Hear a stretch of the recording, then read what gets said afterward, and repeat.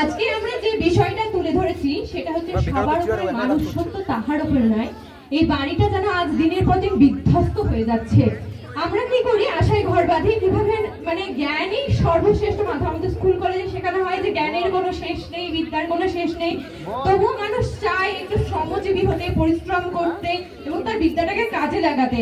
আমরা পড়ি 5, 10, 12, MA, PhD, graduation পড়ে যায়, কিন্তু শেষ পর্যন্ত কিছু মানুষ, কিছু শিক্ষিত মানুষ থাকে যাদের অবস্থা ঠিক এইরকম হয়, নিপীড়িত হয়, যারা দিন আনে দিন খাওয়া পরিস্থিতি, অথচ তাদের ডিগ্রিটা কিন্তু সেই, তাদের মধ্যে অনেক জ্ঞান আছে, সেই জ্ঞানটা শুধুমাত্র গল্পের মধ্যে সীমাবদ্ধ। তারা ভালো দাদু ঠাক্কা হতে পারে, ভালো সমাজসেবী হতে পারে, কিন্তু তাদের যে মূল্য সেটা কি সমাজ বোঝে না।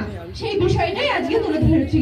রূপমকে একটা চাকরি দিই, রূপমকে একটা চাকরি দিই, এই সেই রূপম যে দিন আনে দিন খায় এবং তার উপরে রাজ করে আছে কে?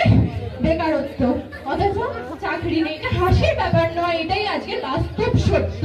আজকের যে কঠোর পরিস্থিতির মধ্যে দিয়ে যে আমরা যাচ্ছি, সেই সত্যটাকে আমরা মানতে চাই না, হয়তো হাসি মুখে এগিয়ে যায়। আশার স্বপ্ন দেখি, তাই আমাদের টিমের নাম হচ্ছে আশার আলো। আমরাও স্বপ্ন দেখি যে এই রূপম উঠে আসবে এবং এই বেকারত্বকে সরিয়ে দিয়ে একদিন বুক ফুটিয়ে নিজের সম্মানটা অর্জন করতে পারবে। ধন্যবাদ।